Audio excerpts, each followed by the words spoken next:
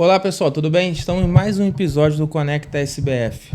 Agora com a Legacy, com a franquia Legacy, que também é nosso cliente.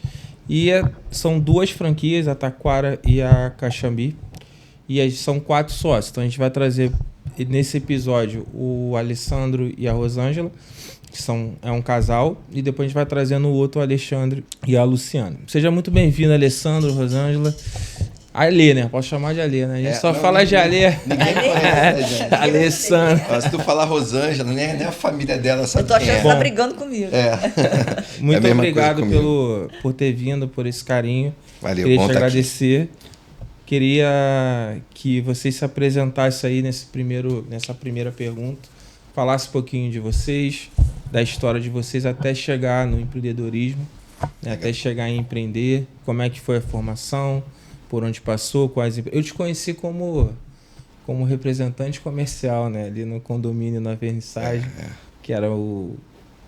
que ali... Onde a gente morava, né? A gente se conheceu ali. Queria que você falasse um pouquinho, se apresentasse, falasse quem você é, depois a Rosângela também fala. Legal, Bruno. Primeiro, legal estar aqui. Obrigado pelo convite. A gente tá feliz. É a primeira vez que a gente grava junto, um podcast, né? Que legal. Eu espero que a nossa história e o que a gente compartilhar com vocês seja bom para alguém, inspire alguém, né? Eu sou Alê, não sou Alessandro, ninguém me chama disso, então eu sou Alê, tenho 47 anos, casado com essa mulher linda do meu lado aqui. Nós somos pastores, né? E empreendedores também, somos empresários. Você, inclusive, cuida muito bem das nossas empresas, muito obrigado. E se não cuidasse, a gente ia cortar pela metade seu honorário. Eu estaria aqui, né? Eu não estaria aqui também. Ou então estaria só para falar mal. Você não calculou a guia certo. Nós somos empresários do ramo escolar, né? E agora a gente está abrindo um negócio diferente, que é mais voltado para a parte de esportes, né? Práticas esportivas. Mas nossa vida não começou assim, né? A minha formação é de TI, eu comecei trabalhando com informática. Quando você me conheceu lá no condomínio, eu estava como corretor de imóveis. Já fiz de tudo que você imaginar. Já fui vendedor de grama sintética, já vendi serviço de gás para SEG, já vendi tudo. Aí agora eu não vendo nada. Agora eu só cuido de criança. Vende, pô. As matrículas, né? Mas... minha vida sempre foi baseada mesmo em relacionamentos, me relacionar com as pessoas. Quando eu abandonei TI, eu tinha 26 anos de idade. Eu trabalhei com TI dos 16 aos 26. Mas aí eu percebi que eu não gostava dos computadores, eu gostava das pessoas, né? Eu gostava de me relacionar, conversar. E quando eu me dei conta, o computador ficava o dia inteiro abandonado e eu ficava rodando a empresa toda, conversando com as pessoas, com os gerentes, com os diretores da empresa, com todo mundo. E aí eu percebi que o meu dom era me conectar com pessoas. Quando eu comecei a entender que isso poderia se transformar num resultado financeiro para mim, aí se uniu o útil ao agradável, né? Eu me conectei com pessoas para começar a oferecer algum produto, algum serviço. E aí eu comecei a trabalhar vendendo para os outros, vendendo essas coisas que eu te falei, até que eu decidi empreender pela primeira vez. Né? Eu costumo dizer que a minha história de empreendedorismo ela não começou muito bem, não. Eu fali 3 vezes. Eu fechei 3 negócios antes de dar certo, efetivamente. Como eu era de TI, eu abri a primeira empresa de prestação de serviço de informática. Muito desorganizado, eu era muito novo, muito inexperiente. Aí, não é nem que eu fali em si, é que eu desisti mesmo. Falei, cara, isso aqui não vai dar certo. Abri uma outra empresa também de informática depois, só que aí não mais de serviços, de produtos. Abri uma lojinha que estava na moda esse lance de... igual Promoinfo que tem aqui. Então, eu também tive uma loja de eletrônica que vendia mal. Em 2000, era uma febre. Era uma febre. Eu pensei, informática. Vou abrir um negócio desse, vou ficar rico. 200, Pente 300. O engraçado é que todo empreendedor ele pensa nisso, né? Eu vou ficar rico, né? Ele tem uma ideia, ele acha que vai ficar rico. Eu fiquei mais pobre do que eu estava, né? E eu abri em Niterói, cara. Eu sempre gostei muito de desafio, não sei porquê, mas desafios geográficos me atraem. Aí abri uma conta. Aí depois, não satisfeito, que o Niterói estava perto, ele resolveu comprar uma franquia de sapatos em Juiz de Fora. Logo ali. Nossa, esse tipo, a Rô Grávida aqui no Rio, maior barrigão, e eu passava a semana inteira em Juiz de Fora. E aí toda sexta eu ia, toda domingo Exatamente, loucura, cara. Eu sei lá. Enfim, aí eu tive essa franquia realmente eu quebrei. 1 ano e meio, e aconteceu com a gente, né? A gente quebrou lá em Juiz de Fora com 1 ano e meio. E aí eu me travei, cara. Me travei, falei... Isso gera trauma, né? Gera... Pô, eu pensei, eu não sirvo para isso, eu sirvo para ser CLT a vida inteira, né? Eu pensei nisso. Uhum. Falei, cara, esse negócio de ser empresário não é para mim, isso é um sonho que tá, tipo, não é para todo mundo e tal. E aí comecei a trabalhar de CLT. Quebrei em Juiz de Fora, fiquei de CLT, trabalhando para os outros, vendendo para os outros, gerando faturamento para os outros. Porque, incrivelmente, eu não me dava bem como empreendedor. Mas, cara, o que eu botava a mão para vender, eu vendia. O que eu colocava a mão para vender, eu conseguia voar. O cara me chamou para vender, sério, tubulação de gás, irmão. Mas dizem que o vendedor é o... Se você sabe vender, tu sabe 90% do negócio que precisa. E essa questão que tu falou que quebrou, eu entendo o seguinte. Quando eu vim de planejamento financeiro e tal, às vezes não é que quebrou, às vezes quebra financeiramente. Uhum. Primeiro que todo empreendedor bem sucedido, ele quebra, que já quebrou, né? O Bill Gates e tal. Você tem que saber a hora de parar. E aí a hora de parar, às vezes, é você ter um controle financeiro. Você fala, cara, beleza, eu seguro 1, 2 meses, 3 meses. No quarto é melhor fechar, pagar o que tem. E aí você consegue equalizar e parar o sangramento. Só que às vezes você não tem essa visão, né? E aí o que acontece? O grande erro é isso. Mas também um outro grande erro é o cara vai para o empreendedorismo, como você falou, achando que vai ficar rico. E fala assim, eu quero ganhar um salário de 20 mil, porque eu mereço ganhar 20 mil, muitas vezes porque ganhava 20 mil, exemplo. E chega lá, um negócio dá 10, dá 5. O negócio não é ruim. Entendeu? O negócio não é ruim. Só que você está colocando o valor para ele te exigir daquele negócio que ele não exige naquele momento. Então, isso também é um fator que faz as empresas quebrarem. Aí tu vê várias empresas boas, por exemplo... Você vê várias empresas... Porque as pessoas misturam um pouco, né? O dinheiro que você investe lá no início é o teu capital. Aquilo ali não é... porque a empresa não está dando. Cara, está dando. Às vezes aquele teu capital que vai demorar a retornar e você coloca aquilo como custo e sangra a empresa porque você não tem fôlego financeiro. Aí tu tira o lucro, que teoricamente é o lucro. Mas, por exemplo, tu comprou, fez parcelou 200 mil reais. Aí você vai lá, você pega esse 200 mil e fala, cara, a empresa aí tem uma parcela de 20, a empresa dá 10. Mas esses 200 teria que ser um investimento inicial que você não tem. E aquilo faz com que a empresa quebre, né? E eu acho que, em particular, o meu problema todo foi que essa situação de entra dinheiro e você não entende que aquele dinheiro ele precisa ser... Ele tem um destino, principalmente no começo do negócio, né? Isso. Então, eu acho que é um erro comum no empreendedor inexperiente, ele vai sangrando. Ele vai pagando tudo que ele queria porque ele acha que o negócio vai começar. Isso que você falou. Já vai começar dando o que ele sonhava, ele sonhava. E na realidade não é isso. Aí a primeira dor de barriga que o negócio tem, primeira multinha, primeiro problema financeiro tem que isso. tem. Você tem várias variáveis que acontecem, cara. São naturais aqui, principalmente no cenário do brasileiro, né? Carga tributária, esse governo que a gente vive inseguro em relação a tudo. Então, para quebrar é muito fácil, né? Para você ter que fechar é muito fácil. Mas eu acho que para nós, assim, em particular, foi bom porque a gente conseguiu identificar logo, isso aqui não vai dar certo, a gente não vai conseguir. É isso e a gente parou. O segredo de tu não quebrar, de tu não afundar. E a gente parou. Quando eu digo que quebrei, foi no caso mesmo de desistir dos negócios mesmo. Que graças a Deus não ficou nenhum resíduo impagável, algo que a gente tenha Você sofre ali, tanto. Mas você consegue resolver. Né? E aí fui andando, vendendo coisa para os outros, ganhando dinheiro para os outros, até que Eu entrei como corretor de imóveis, cara, aí me encontrei. Foi quando a gente se conheceu. Aí tu conversava, falava. Cara, mas todo aí mundo foi muito bom. Lá. A corretagem pra mim foi muito boa, cara. Foi uma mãe pra mim. Porque eu pensei... E tu pegou o boom, não pegou? Peguei o boom. Tu pegou o boom. Peguei o boom e eu falei assim, cara, isso aqui é o paraíso, porque vender pra mim era confortável, porque venda de imóveis... E num cenário bom, né? Eu vendia pra caramba, cara. Eu conto pra todo mundo, teve mês que eu vendi 25 apartamentos em um mês. Loucura, meu irmão. Ganhei viagem pra França, ganhei cheque de 12 mil em sorteio além da venda, foi uma loucura, cara.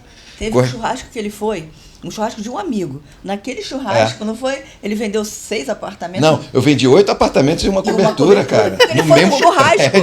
No churrasco, irmão. O negócio era feroz pra mim. E aí tudo começou a mudar em relação a nossas finanças, né, cara? De repente começou a entrar dinheiro que a gente pensou assim, uau, vou pagar as contas todas e ainda tem dinheiro na conta. Uma sensação nova, né? Para aquele que fechou 3 empresas, de repente dinheiro sobra. Como é que pode? E aí foi muito bom. Até que em 2018 os imóveis começaram a cair na venda. Foi quando eu comecei a trabalhar com escola. Aí recebi um convite para trabalhar vendendo matrícula de escola, na própria Legacy, né? Para o pastor Felipe. Eu falei, poxa, nunca vendi matrícula, nem sabia que matrícula se vendia. Mas falei, bom, eu vendo, né, cara? Tu é vendedor, né? Eu já vendi de tudo, não vou vender matrícula. E aí fui.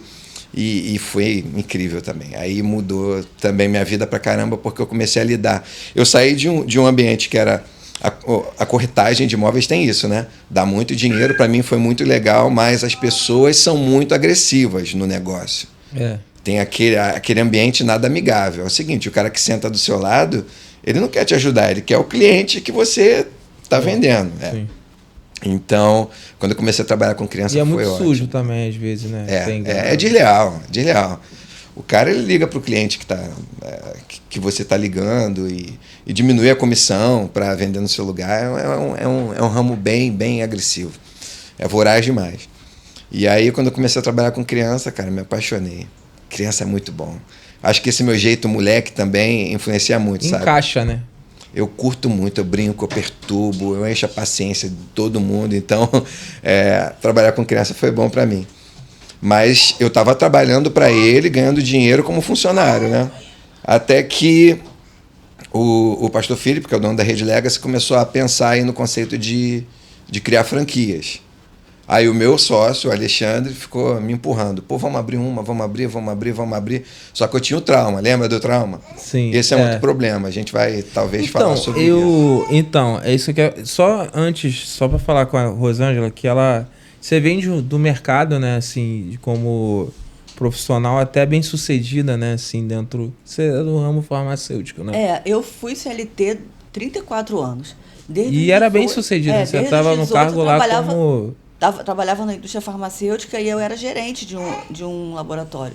Então, assim, eu não pensava em empreender e aquilo ali era só o que eu conhecia, CLT. Mas acho que Deus vai transformando a gente aos poucos, Ele vai direcionando a gente para os planos dele. E aí, quando o Alexandre começou com esse negócio, vamos abrir uma escola, aquilo foi... Eu achava, como ele já tinha falido várias vezes, eu achava que empreender para nossa família era loucura. Mas quando o Alexandre falou, aquilo caiu tranquilo para mim. Eu falei, será que eu abriria mesmo um negócio? E assim, eu comecei a falar, vamos. Eu fui mais uma que falava, vamos sim. Mas sim, era estranho. Eu estar falando aquilo, nem eu entendia. Mas eu acho que é isso, vai alinhando os propósitos de Deus para a nossa vida. E aí eu continuei até o ano passado como CLT, trabalhando na indústria e dando suporte da área financeira das escolas no tempo que eu tinha disponível. E aí até que o ano passado eu tomei a decisão de trabalhar só com as nossas escolas e ser empresária. De fato. E aí assim, é uma mudança também de mente, é uma mudança, é diferente, né? Mas você tem um bom suporte, né? Como eu até falei lá, para mim, eu vejo muitas empresas, a gente tem mais que 100 empresas, e a gente vê muito problema de sócio, né? Assim, teve uma empresa que era nosso, que caiu assim por problema de sócio. Vocês têm essa ligação muito próxima, muito legal. A gente e costuma cria falar uma sinergia boa. Então, acho que é o que eu até ia falar com você, assim, porque você tá, além de empreendedor, vocês são pastores, né? E um erro, né? Tô falando até por mim também, pessoalmente. Ele gera frustração, ele gera esse medo. E você é pastor, né? Conduz também uma igreja. E você tem também essas frustrações e esse medo, né? Que não é tipo porque você conhece Deus, né? Tem um relacionamento com Deus que você tá isento de que sentir vai virar um isso. super-humano, né? Que vai virar um super-humano. E quando eu montei o podcast, assim, para mim, a missão dele é muito trazer isso. Fala assim, cara, como é que você lidar com a frustração? Vocês têm uma coisa legal que vocês são 4 sócios, né? Então, mal ou bem, um ajuda o outro, às vezes um tá melhor, outro tá pior.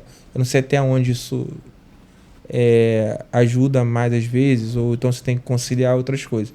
Mas pro cara que é sozinho, né, que tem que montar assunto, que tem que tomar a frustração sozinho, é muito complicado, né? Porque a frustração, eu acho, espiritualmente, é o que mais gera depressão, gera suicídio, gera muita coisa ruim, né? E a frustração vem, né? A frustração por si só é você colocar uma expectativa de algo que não aconteceu. E muitas vezes essa expectativa é por um erro de dimensionamento que você faz ali do seu negócio, por falta de conhecimento, ou tem coisas que acontecem. Você vai abrir um lugar, dá errado, monta uma outra coisa em frente a você e tu se frustra do mesmo jeito. Como é que é lidar com a frustração, com o erro? Você já falou aí dos seus erros ali como empreendedor, mas como é que é lidar essa frustração, você ter que avançar no meio da frustração, tanto espiritualmente quanto o empreendedor? Esse lado da fé ajuda muito. Eu acredito que você ter um negócio baseado em fé, que é o nosso caso, em particular, tudo fica um pouco mais fácil, porque você começa a acreditar no impossível sempre. Então, você não chega àquele momento em que você enlouquece, tipo, cara, e agora? O que eu vou fazer? Não tem muito disso, né? Que a gente acredita sempre que Deus vai dar um livramento, que algo vai acontecer. E realmente tem acontecido. Então, isso ajuda bastante. Mas a sociedade ajuda. Eu acho que a sociedade ajuda você nessas frustrações e nesses erros. Conforme você disse aí, o erro é comum para o empresário. Ele erra. Ou ele erra uma estratégia comercial, ou ele erra a escolha de um ponto. Enfim, tem 1000 coisas que o empresário ele pode errar, na montagem ou na manutenção do negócio dele. Mas a sociedade termina ajudando em que ponto? Primeiro, que você nunca decide tudo sozinho. Diminui a sua chance de errar. Sociedade, você ter uma sociedade. Ter sociedade, Sim. Você estava falando sobre a solitude, às vezes, de alguns empresários. Isso é difícil, né? Isso. Você tomar risco sozinho, você tomar as frustrações sozinhos. Quando você decide se aliar a outras pessoas, principalmente pessoas bem diferentes de você, cara, eu acho que tudo muda e tudo fica um pouco mais fácil também. Porque cada um tem uma força. E você vai conseguindo pegar essas forças e diminuindo os erros. Talento, né? Porque as frustrações, elas vêm mediante o quê? Os erros. Por que vem erro? Porque eu não sou bom em tudo. Eu sou bom comercialmente de relacionamento. Eu sou bom nisso. É a minha única vantagem para os meus sócios. Mas, em contrapartida, eu sou péssimo em organização. Eu detesto, por exemplo, obra. Mas eu tenho um sócio que ama a obra. Alexandre ama a obra. Eu tenho ela que, poxa, ela é minha sócia. Minha esposa, mas é minha sócia. Cara, ela é controladíssima. Ela anota cada coisa, cada centavo. Entende? Eu sou gastão. Ela não. Ela controla a grana toda. Então pensa comigo o seguinte, bom, se eu sou gastão, se eu estivesse sozinho, cara, eu ia acabar com o dinheiro da empresa. Entrou 100 mil, eu ia gastar 150. Que é o normal das pessoas que estão sozinhas, tomam uma decisão sozinho. A sociedade, ela tira esse risco. Ela diminui o risco dos seus erros. Né? Porque você tem que decidir. Por exemplo, na nossa sociedade somos 4 sócios, né? E a gente tem um combinado. 3 votos definem uma decisão. Então, Mas aí vocês são 2 casais, né? Aí um vai quebrar o... Não, esse, Aí esse é que é o problema. Os É. nossos sócios são muito parecidos com a gente. Ele normalmente não concorda com ela e ela normalmente não concorda comigo. Então nós temos 4 inimigos. Não, tô Inimigo brincando. não, mas 4... Mas sim, cara, com pontos de vista muito diferentes. Talvez a pessoa escute isso e pense, pô, então não anda. Cara, é aí que anda. Porque você não pode apenas ter uma ideia. Você precisa defender a sua ideia e convencer 3 pessoas sobre a sua ideia. Então, quando eu penso em alguma coisa, eu tenho que colocar lá no grupo dos sócios e falar, gente, ó, queria fazer isso aqui. Aí a primeira resposta, eu não acho que seja bom. Aí a Rô, não, acho que eu não tenho dinheiro para isso. É sempre assim. Aí eu tenho que defender um ponto. E aí o Alexandre começa a analisar melhor, aí ele topa, já ganha um voto. Aí eu e o Alexandre a gente junta para explicar para a Lu e para explicar para a Rô, e aí no final a gente anda.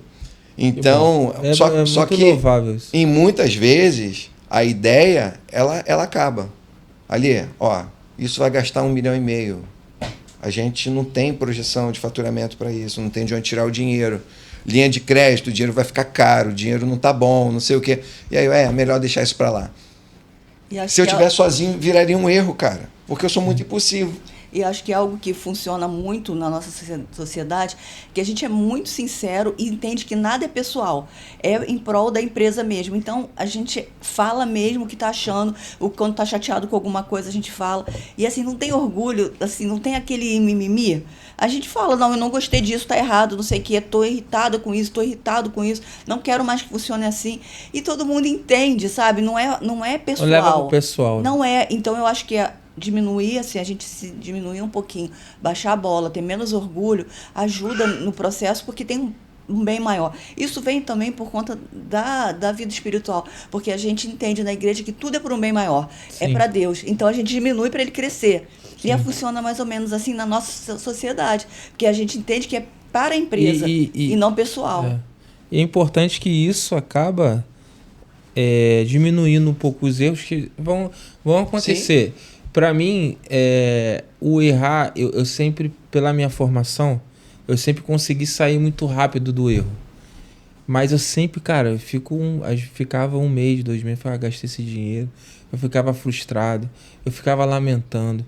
E aí, em casa, a visão é totalmente diferente, aí pressionava mais para evidenciar o erro e tal, em algumas coisas, outras coisas não, mas... E isso é bem complexo, né? Você ir lá, você erra.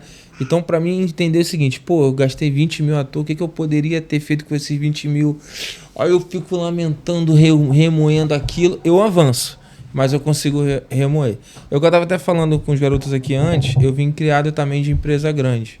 Empresa grande, tu sai na porrada de manhã e tu vai almoçar com o teu chefe, tá tudo certo, cara. Aquilo ali é profissional, não é pessoal. Levar isso pro negócio, acho que é muito importante. Não levar pro pessoal, você não tá ali. E tem que ser transparente. Cara, não gostei, você tem que respeitar, mas você tem que, teoricamente, ponderar.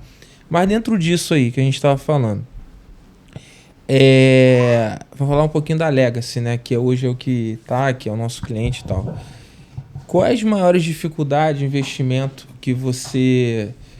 Vamos lá, para se montar uma escola, vamos do início. Para se montar uma escola, o que a pessoa precisa ter como diretriz, o que ela precisa entender, qual o paradigma que gasta pouco, gasta muito, o que é o principal, qual é não para falar muito profundamente, mas qual é o toque principal que você dá para uma pessoa que quer montar uma escola, tanto de investimento, escolha de ponto... o lado bom, o lado ruim, como é que é montar uma escola? Eu acredito, assim, não é uma verdade absoluta, mas eu acredito que o mesmo trabalho que dá você montar algo pequeno vai ser para você montar algo grande. A sua energia vai ser a mesma. O seu sonho, o tempo que você vai se dedicar, ou montando, sei lá, uma barraquinha para vender bala, ou montando uma escola, você vai ter que trabalhar muito no começo. Você vai ter que se virar nos 30 para fazer aquilo funcionar. Para montar uma escola, o investimento é bem alto. A gente está falando de investimento na faixa de 2 milhões para você montar uma escola. As nossas escolas, basicamente, foram um investimento muito, muito, muito próximo de 2 milhões. Cara, e falar em 2 milhões de investimento é muita coisa. E além de ter o dinheiro, não é só ter o dinheiro para montar, é escolher uma região boa, né? Escolher Profissionais bons, porque... um lugar onde tenha densidade demográfica. Porque a escola é o quê? É um lugar para um monte de criança. Então, procure um lugar onde tem muito criança. Não adianta tentar criar, hoje no Brasil, aquele conceito americano, que a escola fica a quilômetros das residências. No Brasil não funciona. O brasileiro ele é muito acostumado com a comodidade. Ele quer pegar o carro e 7 minutos está na porta da escola deixando o filho, porque ele tem que trabalhar depois. Então, a escolha do ponto é muito importante. Equipe. A equipe é muito importante para mim porque eu não sou pedagogo, nem a Rô, nem os meus sócios. Então, imagina, você ser dono de escola sem ter nenhuma formação pedagógica. Então, a equipe foi muito importante também. Encontrar a equipe ideal, encontrar a diretora ideal. Isso demora um tempo de ajuste para fazer, né? Não, primeiro ano, dificílimo, cara.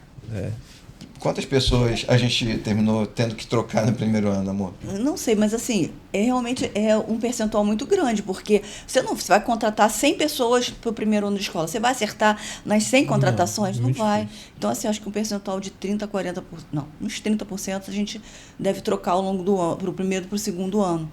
Mas aí depois vai ajustando, vai ficando com a cara da escola, vai conhecendo as famílias, a coisa flui. Mas, assim, isso é difícil até para os pais entenderem, porque você está montando, é tudo novo. Então, é um ano desafiador o primeiro ano. Tudo novo é complicado. Muita adaptação. Você vai comprar um carro no primeiro ano, é aquelas manutençãozinhas pequenas. Um prédio novo que você está construindo, é aquele negocinho. Então, é muito complicado. Mas aí você tem que lidar, porque o cara... Aí que é a próxima pergunta que eu queria fazer para vocês. Vocês escolheram uma franquia, né? Que é a Legacy. Que ela tem um princípio cristão. Sim. Que ela vai de acordo com também o teu princípio, a tua formação. Acredita. Como é que é... Qual o diferencial, então, assim, para você ter tomado a decisão de escolher a Legacy? É pelo princípio cristão? É porque você tem uma missão da Legacy? Porque o que a gente estava até falando aqui off, né? A escola, você vai formar as pessoas do futuro. Então, você ter uma escola com princípio cristão... E eu acho que isso está um pouco de tendência hoje, né? Que eu acho que cada vez mais escola com princípio cristão tentando formar as nossas crianças, que é difícil, numa coisa um pouco melhor ali para gente que tem uma formação, que está na igreja, enfim, que tem outra visão. Então, como é que é a Legacy, assim? Por que a escolha da Legacy? E o que tem de diferencial na Legacy nessa visão dela, nesse diferencial dela? Que é dos princípios cristãos. A gente agora só isso também ou tem outra? A gente deve entrar agora um pouco no assunto que tem aí um pouco de... Uma pitadinha de polêmica. De polêmica, né? É porque o que acontece? Se você for analisar, as escolas estão fechando. O ramo da educação particular no Brasil, se você analisar, o que mais tem é a escola fechando. Escola com 50 anos de existência. Porque a educação é um ramo que é longevo, sabe? Você vê aí escolas, tem 40 anos, 50 anos na mesma família. Uhum. Eu fui visitar um imóvel que a escola tinha 62 anos de existência. Fechando, cara. Que loucura. Então, as escolas estão fechando. Mas, ao mesmo tempo que as escolas estão fechando, a rede Legacy, nos últimos 5 anos, saiu de 1 unidade para 35 unidades. E vai crescer mais. Em 5 anos. E aí você fala, cara, o que tem disso? Tem uma influência política nesse crescimento, que aí é a polêmica toda. Tá?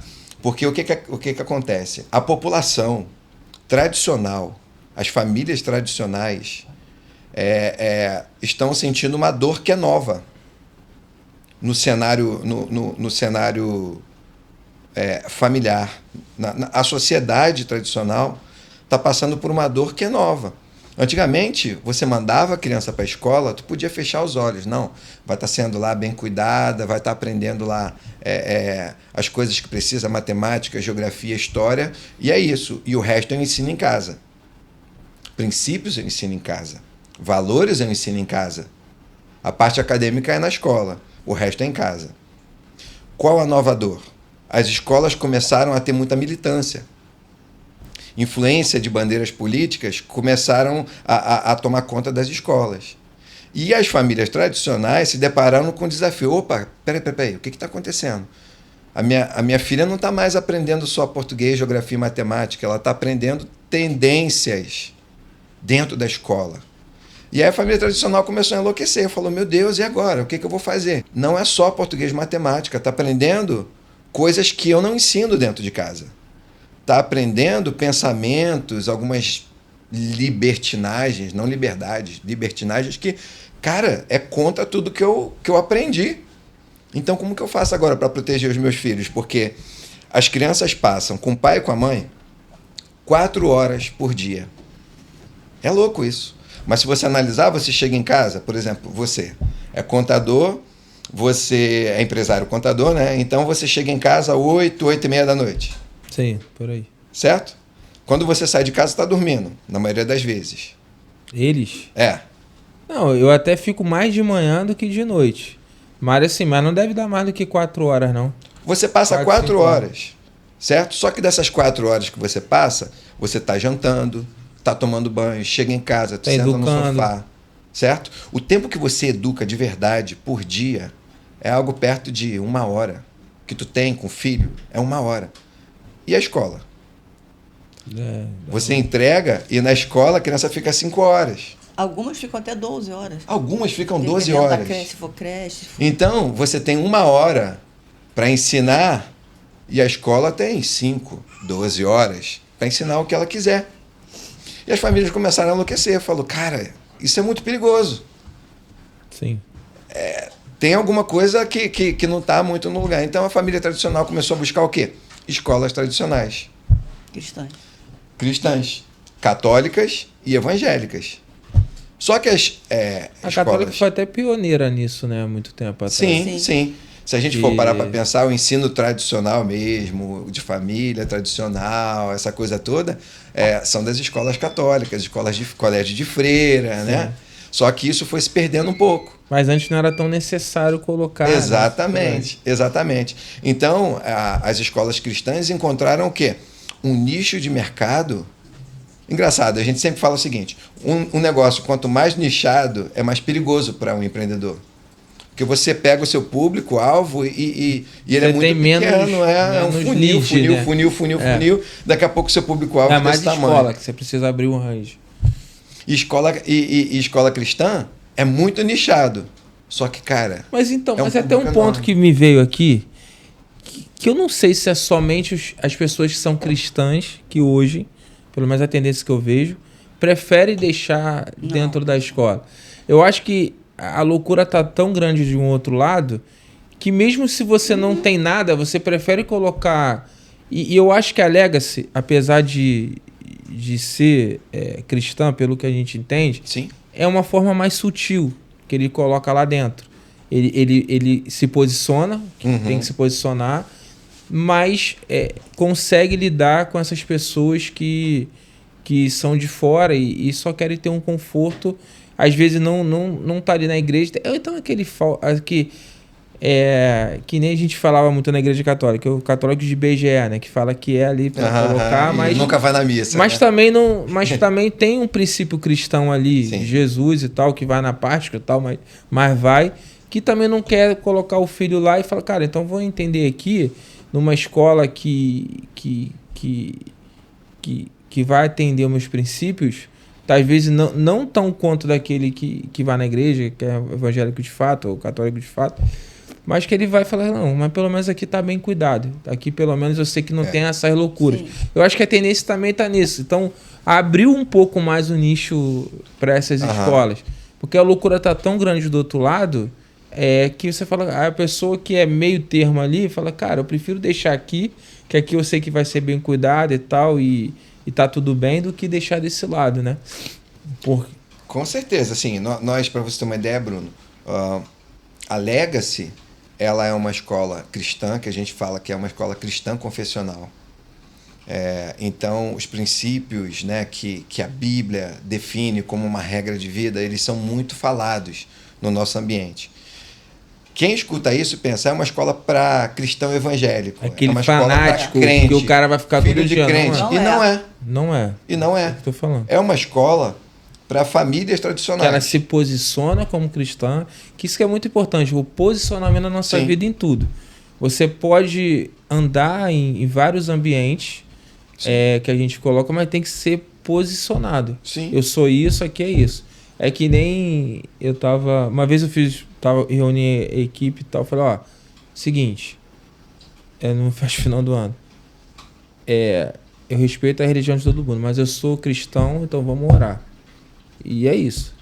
Entendeu? Então, você está se posicionando. Se você não quiser, ok, mas eu tenho esse posicionamento. E o posicionamento, ele arrasta, né? Ele converte.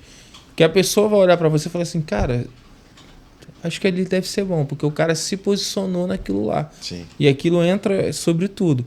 E eu acho que a Legacy, ela se posiciona nisso. Não é uma coisa que o cara vai ficar... Como na Igreja Católica muitas vezes tem, como princípio você vai lá, você é obrigado a fazer algumas coisas, eu acho que é um pouco mais sutil nisso. Mas você tem esse princípio cristão, né? De você colocar lá, você falar de Deus. Então, assim, isso é muito importante. E não é só isso, né? É de você ensinar valores também. Você ensinar a respeitar o mais velho, você não fazer bullying. Então, assim, isso... Qual é a família que não vai querer que a gente ensine esses valores e esses princípios para os alunos? Então, é muito mais do que só atender um nicho de famílias. É ensinar a ser um ser humano melhor, uma sociedade melhor. Que está difícil, cada vez vai ficando mais difícil, porque tem as crianças estão com acesso, nós todos estamos com acesso a tudo. Então, eles estão sendo bombardeados de informações e se perdem um pouco no que ok, eu sigo por esse caminho ou por aquele. Então, se a escola não falar claramente quais são os valores, quais são os princípios que regem uma sociedade saudável, as crianças vão se perder lá na frente, quando forem adultos. E aí, quando você se forma o adulto, né, lá na frente, você está formando a pessoa que começou nisso. Então, é muito importante. Uma pesquisa mostra que os professores são as pessoas que mais influenciam os alunos. Eu não sabia, eu imaginava que fosse... Os pais.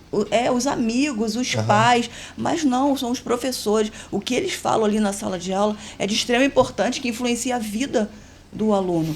Então, é muita responsabilidade aonde você coloca o seu filho para estudar. E as pessoas banalizam isso, né? Não é só ensinar português e matemática. Acha que eu vou botar em qualquer escola. Até a pessoa que vai ficar... Eu tô falando por mim. Quando você tem uma pessoa dentro de casa que cuida de você, uma babá, você também pega os vícios da babá. Sim, exatamente. Entendeu? Exatamente. Às vezes o gosto musical dela... Isso. Né? Na época lá que eu tinha, ela gostava de pagode, escutava, tu acaba escutando pagode também, porque é o que mais convive com você. E assim é a escola também. Sim, eu defendo isso, de colocar na creche desde pequeno, porque eu vivi essa dor. A minha filha ficou até os 3 anos e pouco com alguém dentro de casa, né? Uma babá maravilhosa, mas ela tinha o jeito dela ser, as músicas, a preferência musical, o jeito de falar. Nada contra, mas... cada um tem mas o seu jeito. Aí quando você coloca dentro de uma empresa, de uma escola, que tem esse nicho... Sim, que combina assim, com a sua família. Independente se pode ter um ajuste, alguma coisa, você tá mais bem amparado, né? Você tá mais bem centralizado. E eu acho que isso que é um nicho, por isso que eu acho que a Legacy cresceu esse tempo todo. É muito porque ela encontrou esse nicho. De uma forma... por isso que eu falo muitas vezes, né? A igreja... você tá na igreja, né? Você também é pastor, então... É muito fácil, às vezes, você pregar para as pessoas que já vão lá, que já estão acostumadas. E aí eu tinha a visão só, mas a igreja tem que estar na rua. A igreja até está na rua. A igreja está ali e tal.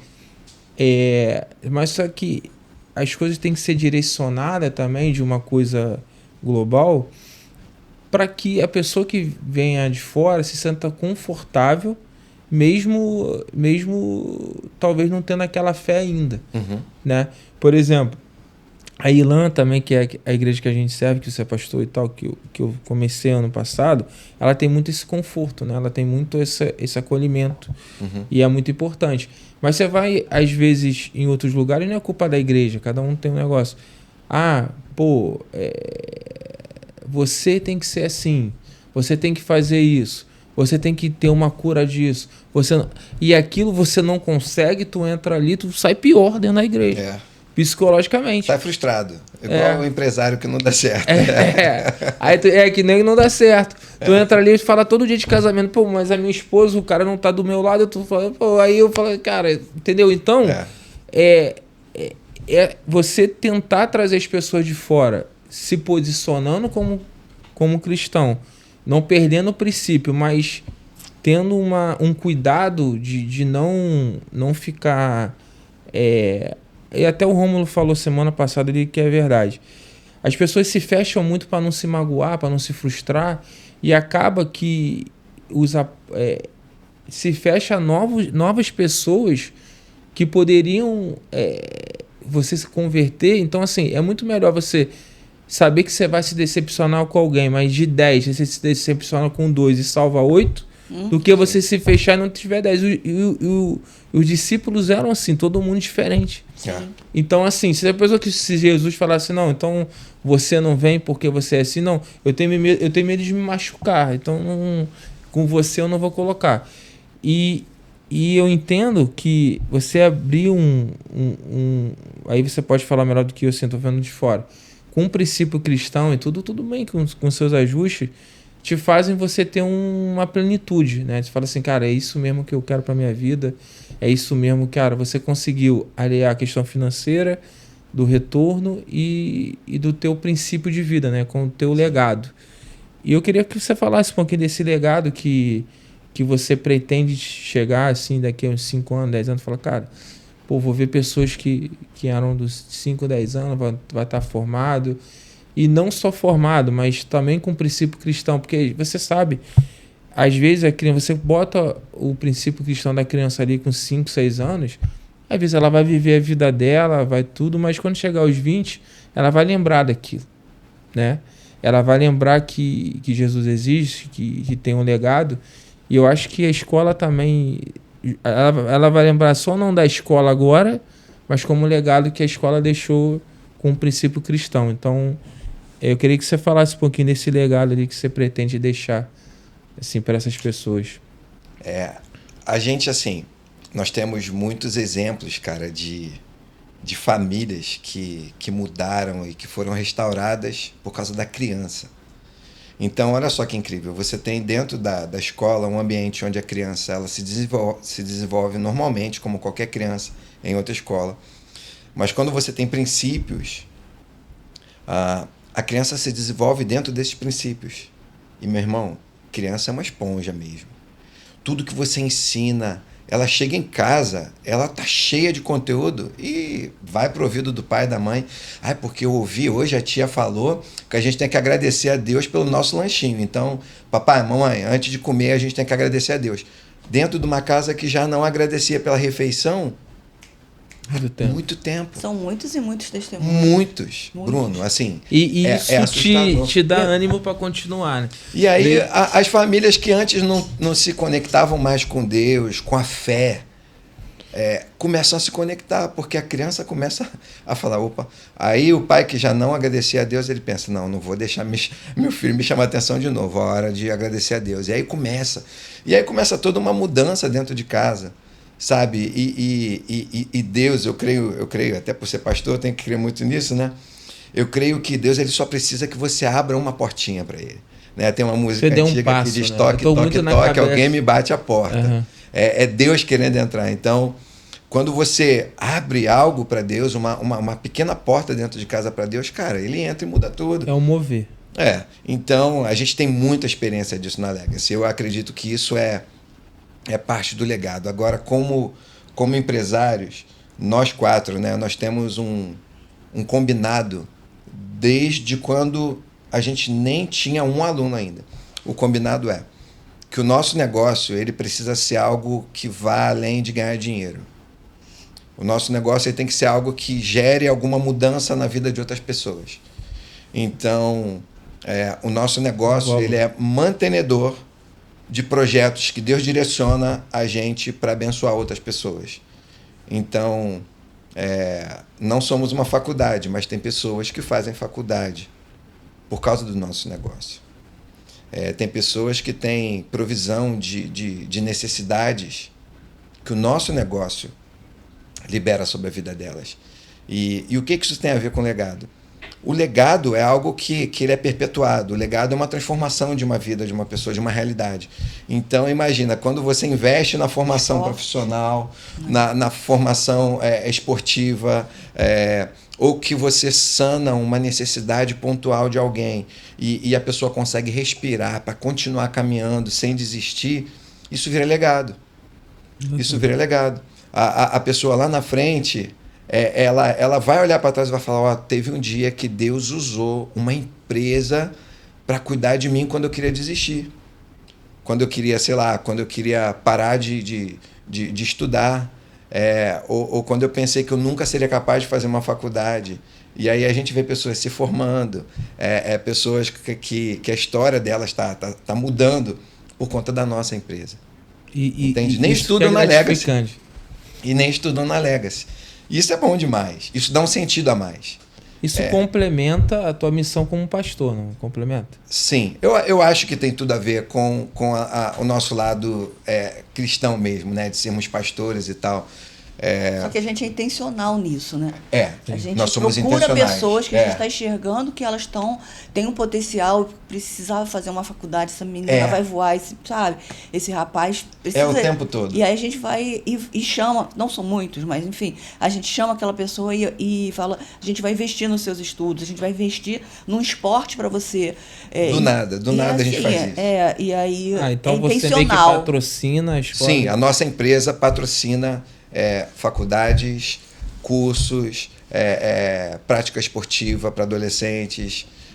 Isso gera uma gratidão, pegamos parte do financeiro que a empresa gera para a gente faz isso. É um combinado dos nossos sócios com a gente. Isso gera uma gratidão, né? E você se mover por gratidão, você falou assim... acho que é mais uma semente, talvez, para um legado também de outras pessoas, para deixar um legado. Eu acho que é mais por aí, né? A gente acredita, Bruno, que isso é muito da nossa fé. A gente acredita que os recursos financeiros do mundo, eles estão aí disponíveis. Algumas pessoas... Você já falou isso até numa pregação. Eu sempre falo isso porque isso para mim é uma verdade que encaixa muito com a nossa realidade atual. Então, eu penso assim, existem pessoas que vão passar a vida inteira sem empreender e tá tudo bem, não tem problema nenhum. Ok. Mas vão haver aqueles em que vai ser gerada dentro deles uma centelha empreendedora pensando o seguinte, cara, eu vou empreender, eu vou conseguir capturar recurso financeiro, entendeu? E eu vou pegar uma fatia desse bolo, dessa riqueza que o mundo tem. A questão é, pela minha fé, eu acredito que Deus ele define para a gente algo que não é como uma piscina, algo que é como um rio. A Bíblia ela fala sobre isso. A Bíblia ela define que a nossa vida ela precisa ser algo parecido com águas correntes. Fontes de água, onde essas águas passam pelo recipiente, passam por aquele meio e continua seguindo um caminho. Só que, olha que incrível, um rio, por exemplo. Um rio, a água desse rio, ela passa por várias margens. Sim. E essas margens são pessoas, são famílias, são comunidades, são corporações. E elas vão alcançando. Enquanto você deixa essa água, Bruno, fluindo, ela não vai parar. Mas se você matar a fonte, se você entulhar a fonte, se você estragar a fonte de um rio, você mata o rio todo. E você mata toda a possibilidade que aquele rio tinha de alcançar. Entendi. Tem pessoas que pegam recurso financeiro, e aí tudo bem, é a opção de cada um, e transformam em uma piscina. Não. Esse recurso financeiro é todo meu. Tudo que eu ganhar, eu vou colocar aqui, e eu vou viver disso, e eu vou garantir a minha subsistência em cima disso aqui, porque eu tenho que garantir a minha velhice. Muitas pessoas são assim. Então, elas pegam e tentam capturar o recurso e deixar ali.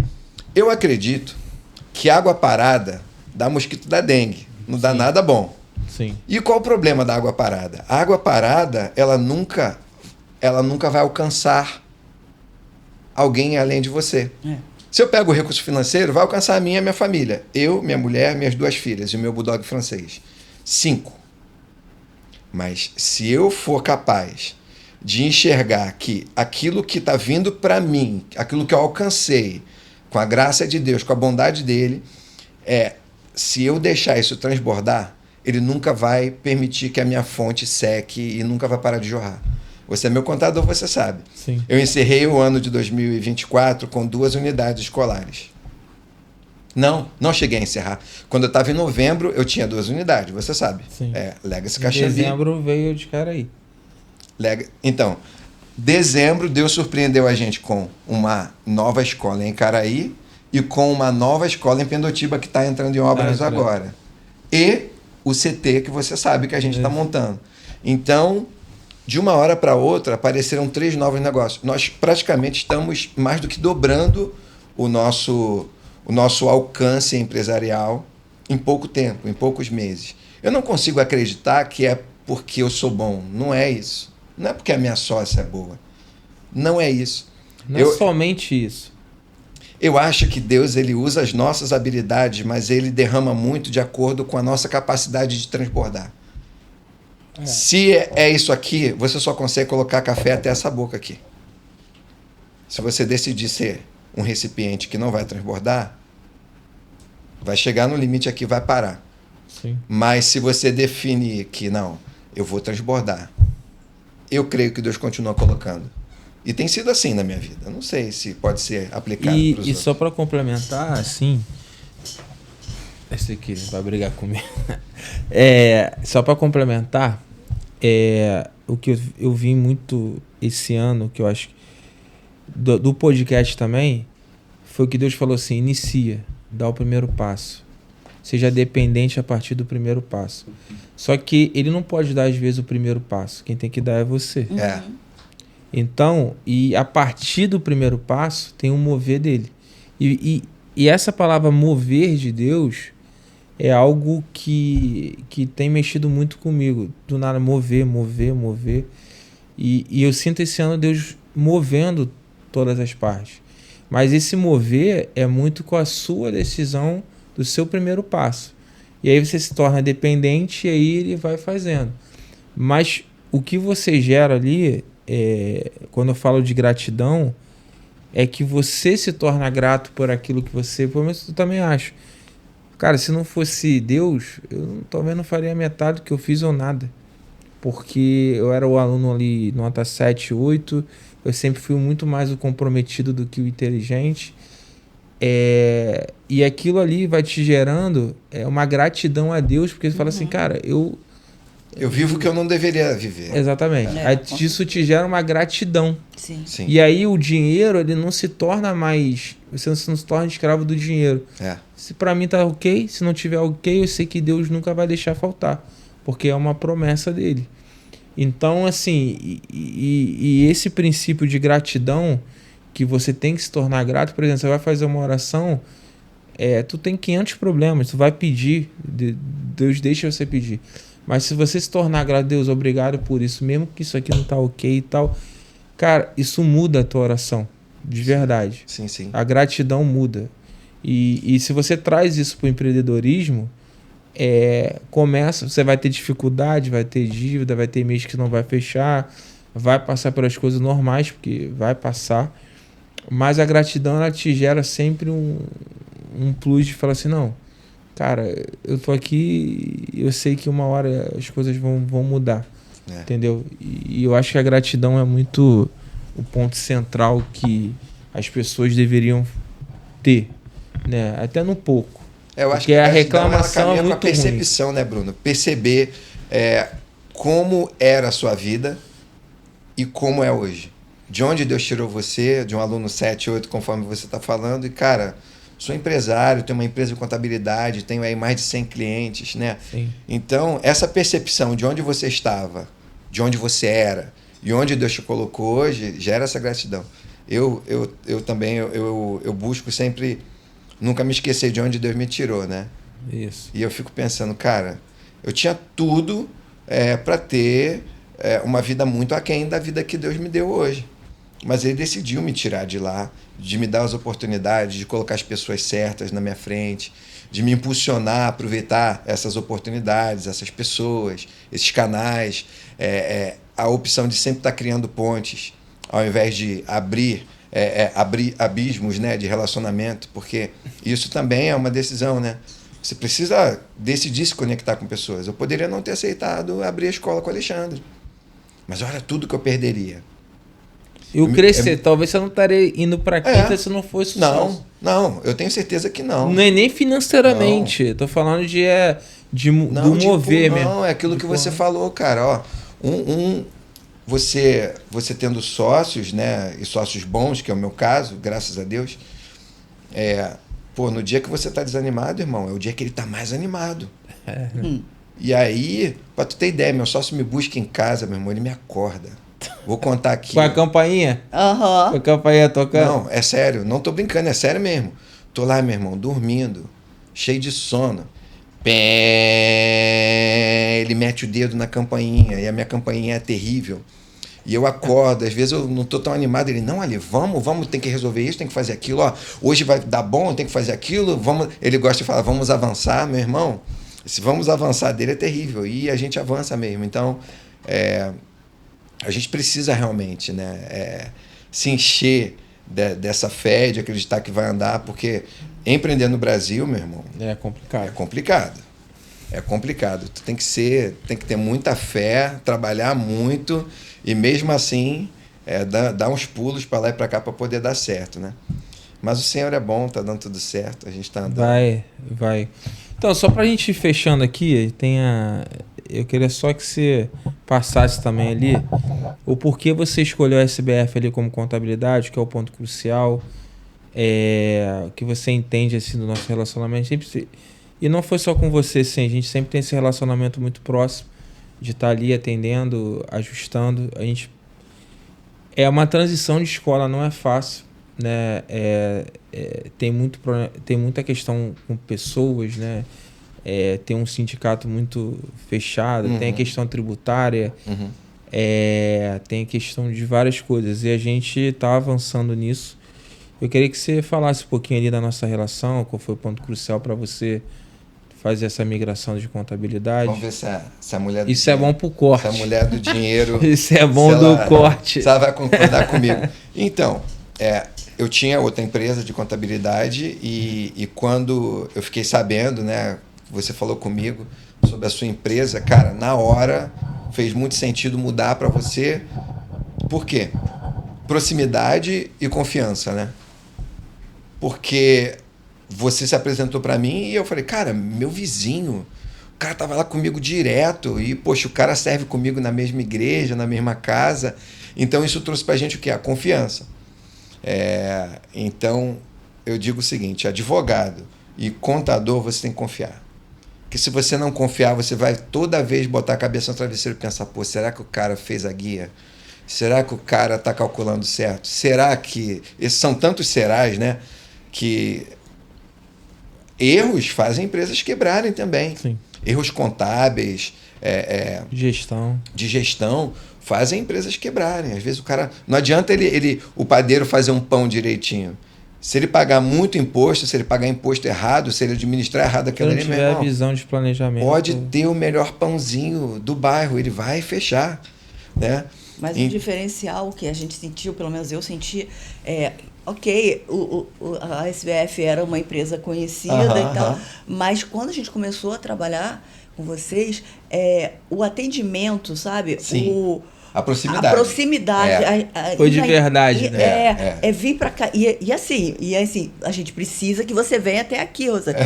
Então, Rosângela, eu vou até aí. Rosângela, vamos fazer um meet. Eu falei, meu Deus, toda semana tem alguma coisa pra resolver. Vou falar para aquela câmera ali. Se você é muito bom isso. Não é cliente da SBF ainda, não tô ganhando um centavo para falar isso. Ele vai me dar uma bala e um café daqui a pouco. Mas, tente conhecer um pouco do trabalho deles, porque esses caras são demais. Eu nunca tinha experimentado, a gente ficou falando isso, não foi, Até irmão? porque contabilidade, para mim, é um assunto muito, sei lá, desafiador mesmo. Não, é uma caixinha, É uma caixinha. É várias coisas conectadas, a gente estava até falando. Ele começa a falar, eu fico, Aí depois de meia hora eu entendo. Ah, tá, entendi.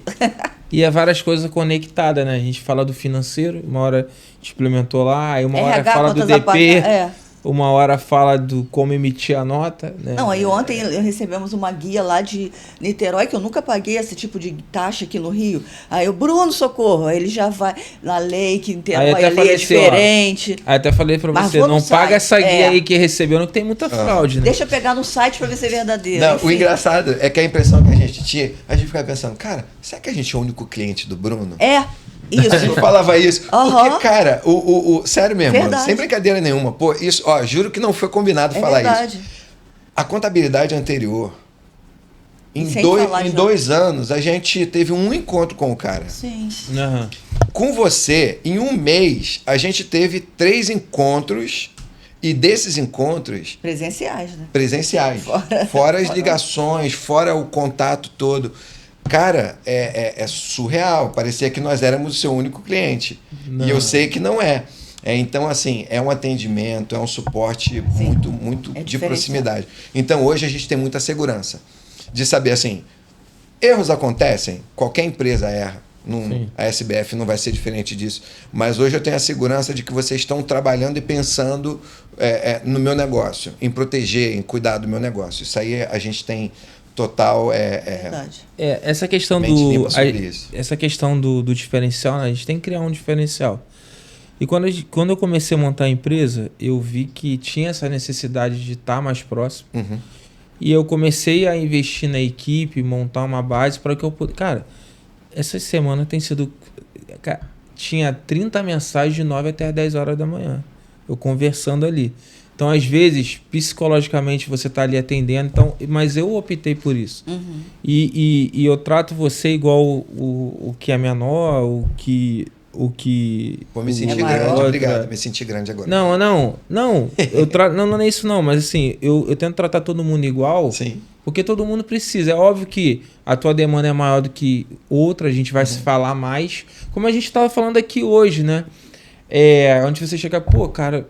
Você está gastando tanto, não é melhor a gente estar no lucro real? Vamos sentar. Então, eu que te impulsiono para chegar e fazer, porque as adaptações para melhorar negócio, eu tenho esse comprometimento por mim de tentar trazer retorno para o cliente também financeiro. Porque eu trabalhei na Concer no cenário de recuperação judicial, cara. Então, assim, eu chegava ali e falei, mano, eu tenho que tentar ajudar em alguma coisa para não faltar o dinheiro do salário da galera no final do mês. Fogo. E ali sentava, era o que ia decidir fazer. E para mim foi uma experiência ímpar, cara, porque a gente sentava, era organizado, pagava as coisas, se reestruturou e a gente começou a focar no... Eu cheguei lá, eu recuperei 300 mil de imposto na época. E aí, porque estava errado declarado e tal, eu falei, não, cara, tem que fazer isso e tal. E foi pro caixa da empresa e ajudou a tirar a certidão. Então, o teu legado que você tem de você ver uma criança lá, que é do negócio, eu tento de falar, cara, aquele cara estava quebrado, eu ajudei, ele, enfim, tá tendo um retorno financeiro. Isso é onde eu me sinto feliz, porque assim, poucas pessoas veem isso, mas assim, um contador tem, sei lá, 100 empresas. Tem lá 800 mil pessoas que eu gero de folha de pagamento. Cara, não sou responsável diretamente, mas indiretamente, com o meu conhecimento, eu posso ajudar 1.000 pessoas a não perderem emprego. Não, isso porque você não está nem lembrando que a gente, quando veio para você, a gente estava com um pepino de 120 mil. Que a gente conseguiu resolver. Assim, tu já recebeu a gente resolvendo isso. Então, Deus, assim, E com a melhor opção, isso aqui você pode arriscar mais um pouco, aqui não, é ter esse senso que é o que a gente acabou. E agora a gente vai caminhar para o final do ano e tal, quero fazer o relatório. E não é para a questão de você pela porta, assim, porque é a minha satisfação também, né, assim. E eu escolhi isso. Teve um dia lá que eu até briguei essa semana em casa, que, cara, eu acordei 9 horas da manhã, porque eu tenho horário de madrugada e tal, e aí, cara, às vezes eu não tô conseguindo acordar muito cedo. E, cara, acordei 9 horas, quando chega assim, cara, eu falei, caralho, 10 mensagens. Aí eu vou respondendo. Aí eu vou colocando aí 10 horas da manhã, já tinha 20. Teve um dia que 3 horas da tarde tinha 70 conversas. Eu falei, não, cara, não. E conversa, não é mensagem não, cara. Assim, é complicado. Mas é o que eu escolhi. Então, assim, a gente meio que direcionou a empresa para eu ser essa porta. É óbvio que às vezes coisa operacional não dá mais muito... gerar uma guia de férias. Eu fazia muito no início. Eu pegava lá, fazia. Agora já tem equipe. Eu decidi investir lá nisso e ter essa relação. E a sua empresa é muito tecnológica também. É um outro diferencial de vocês. A gente tenta alinhar. Tem coisas que a gente percebeu precisa, em relação à contabilidade anterior. A gente precisa ainda melhorar algumas coisas. Você tem sistema para tudo. Meio que empacotar, mas a gente faz isso. Então a gente está caminhando para o fim aqui, olha, assim... Tem algum ponto ali que você queria acrescentar dessa tua história? Assim, parabéns pela história, assim, eu sou muito fã da tua história, da postura, assim, eu sempre te vi muito alegre, feliz, né? A gente começou a se relacionar, não sei se tu lembra, tu comprou um sofá meu, alguma cadeira minha. Ih, que maneiro. Foi. Aí tu chegou lá... não, eu te conhecia pelo grupo. Eu adoro essas coisas, né? Continuo até hoje. Tu acredita que até hoje eu compro as coisas assim, cara? Aí eu botei lá, quero vender a cadeira e tal, tu colocou lá. Aí tu foi no meu apartamento. Aí beleza, chegou lá no meu apartamento. Eu quero que... Me ajuda a levar? Leva. Aí eu peguei. Eu juro por Deus, não tô falando isso também, nem foi combinado, nem por nada não. Aí... Você pegou a cadeira, vamos lá em casa, me ajuda a levar lá. Aí eu cheguei lá, tu me tratou super bem. Aí a Rosângela veio falar comigo, você quer isso, você quer aquilo? Eu falei, caraca. Aí, assim, eu sempre te via, assim, como cristão, né? Como exemplo, como cristão, assim, de acolher, de falar bem com a pessoa, de tratar bem. E aí a gente pegou... Cara, eu não me lembro o que era, mas era um móvel maior, te ajudei a levar. Era aquela de couro de 2 lados, branquinha. Acho que foi um negócio desse. Tipo aí o que acontece? Pra você ver, eu não lembro o que a gente vendeu, mas eu lembro desse relacionamento. Legal. E a partir dali, a gente se falava, às vezes, assim, tu tá de venda. Às vezes tu não vai nem falar quem falou contigo, porque é acelerado. Mas o lidar bem, o falar, tanto é que quando a gente se reencontrou lá, quando você foi lá na igreja, você falou, cara, eu lembro e tal, não lembro direito, mas eu lembro. E tratou muito bem. Então, assim, isso também é uma coisa que é o que eu falo, assim, o exemplo, ele arrasta a multidão, né? O exemplo, você pode chegar ali, você pode pregar, você pode falar o que você quiser, Sim. Eu posso chegar e colocar, mas o teu testemunho, o teu exemplo é o que arrasta. Porque tu pode ali sair emocionado da tua igreja, de qualquer lugar, mas transformado é diferente de emocionado. Sim. Entendeu? Existe você sair emocionado ou você sair transformado. Sim. E às vezes transformar não é... Às vezes você sai dentro da igreja, de algum trabalho seu, meio assim, cara, não, você tem a paz, mas você sabe, cara, tem alguma coisa que tem que mudar, preocupado, ajuste. Isso é uma transformação, né? Então, e assim, a gente teve esse contato lá, e o que mais me chamou assim, caraca, cara. Tanto é que eu falei assim, pô, a igreja desse cara deve ser bom mesmo e tal, porque, eu juro pra você, isso gera um diferencial, sabe? Como você trata os outros, independente do que aquela pessoa possa te oferecer ou não, né? Ali financeiramente ou qualquer coisa. Tem gente que só trata bem porque quando financeiro. Por trás, quando tem um interesse. E claro, você é um cara mais falar mais um pouco. O Alexandre já é um cara mais fechado. Mas também tem mesmo esse princípio de chegar, tratar bem, falar, colocar, de relacionamento. Sim.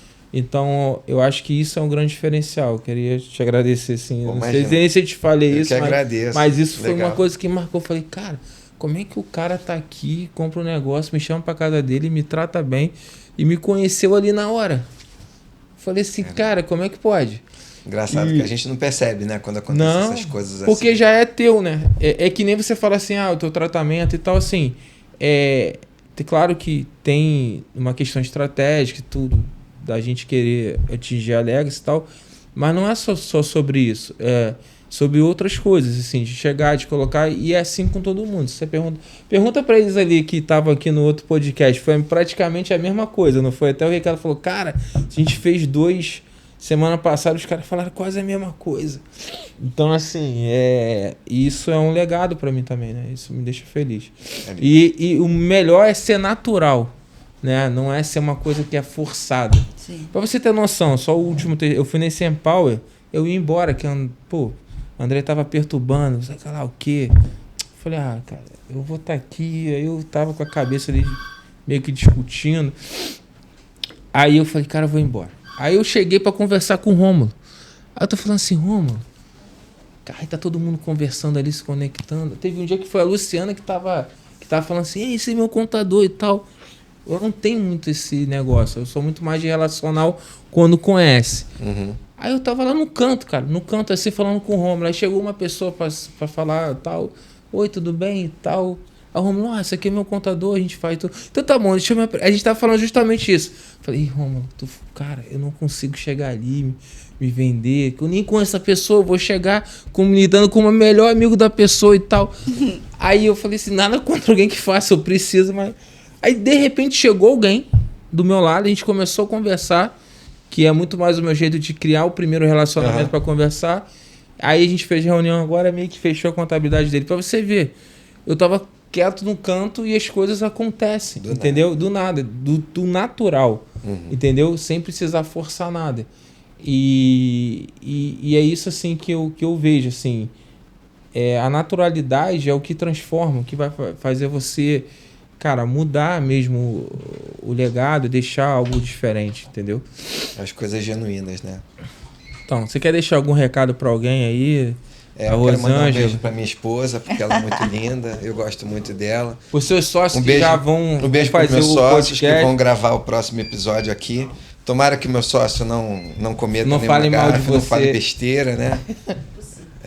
Eu também acho que é impossível, mas a mulher dele vai estar do lado, ela vai beliscar ele, então vai dar tudo certo. Quero agradecer aí a você pelo convite, foi muito obrigado. Legal. Eu que te agradeço. Experiência nova pra gente, né, amor? Mas foi legal, muito legal. Foi legal, valeu. E você, Rosângela? Eu quero a mesma coisa, agradecer, foi bem legal. Eu imaginava que a gente fosse gravar e corta e vai, não sei o quê. Não, fluiu, a gente conversa e vai contando, cada um falando um pouquinho da sua experiência de vida e aprendemos com você também. Então a gente fala e a gente recebe, então é bem legal essa experiência. Tá bom. Pessoal, queria agradecer aí nesse episódio da Legacy Caxambi, Taquara, Icaraí, né? Pedotiba, CT Lion. Queria agradecer muito e um grande abraço a todos, muito obrigado.